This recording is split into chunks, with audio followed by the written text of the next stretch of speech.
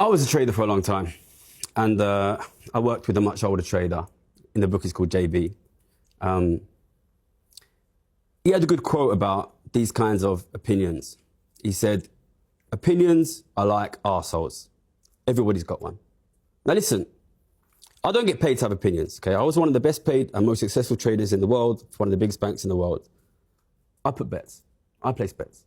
And I've been betting for 14 years that the working class in my country and the working class in your country will collapse into desperate, worsening poverty year after year. I'm a multimillionaire from doing that, from betting on that. Traders message me every day. They say, what's going to happen? I say it's going to get worse. I've been betting on it since the beginning of COVID. I've made millions on it. All the best traders know. Let me explain to you how economics works, all right? You guys work in media, all right? I work for Citibank. You call up Citibank and you say, I want an opinion on what's going to happen to the economy. They pay me £2 million a year. Do they give me the phone? No, they don't. Kids like me don't get the phone. We get the money, okay? I shouldn't be here. Doesn't make no sense for me to have a YouTube channel. Doesn't make no sense for me to be here. I got paid millions of dollars a year to bet on the collapse of your working class, okay?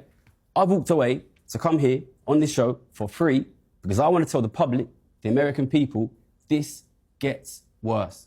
This gets worse. Well, I'm not just saying it, I'm betting on it. No, I understand. Yeah. So explain what you mean. So when you say you've been betting on it... Okay, right. So I started explain to people who don't know the system. I started working in 2008, which, as you all know, is the Lehman crisis. Right. The collapse of the economy. My job Too big to fail. My job was betting on interest rates. As you'll know, in 2008, all the interest rates went to zero. Then my job is when will the interest rates come back up, which is kind of a proxy for when will the economy recover.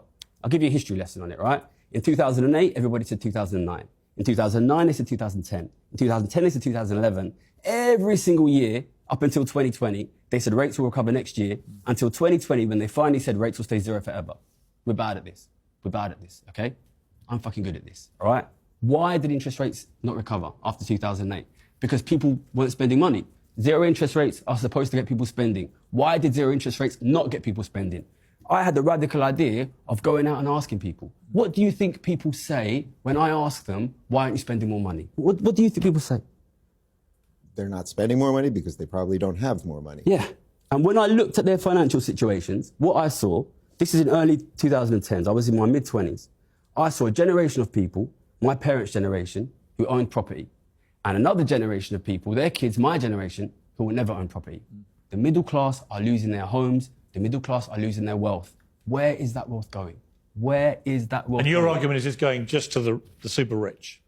Where else? So they're getting... So Dave, I mean... Well, I think it's important to make a distinction that, first off, what's happening in your country and our country are not exactly the same, but largely over the last decade, until the last month where we now have Donald Trump, both of our countries have been going in the direction of more big government, more regulation, more of the middle management nonsense that Elon Musk is uncovering every day. So I would be for removing as much of that as possible, removing as much of the waste. I mean, we are now seeing with USAID and everything else that Elon is uncovering with Doge, that the amount of waste and absolute fraud, and I would say criminal negligence in the system is a huge root of it. So I agree. Yeah. So again, I agree with some of the symptoms you're talking about for sure. The question is the diagnosis. So how do you then say to the person that can't afford the house, how do you afford a house? Well, one way you might want to do it is I would, if I was in charge of your country or mine, I would lower taxes for everybody. I would do a flat tax for everybody. Make sure, so whether you're a billionaire or whether you make $100,000 or 75 grand, whatever it might be, you're going to pay whatever the number is. We can all agree on the number. Let's say it's 10%. The billionaire is still paying way more in taxes. But this type of class warfare that we've been caught up in, where the common phrase always is, well, they have to pay their fair share. Well, who decides what the fair share is? And guess what? Someone will always want more of your money. Yeah.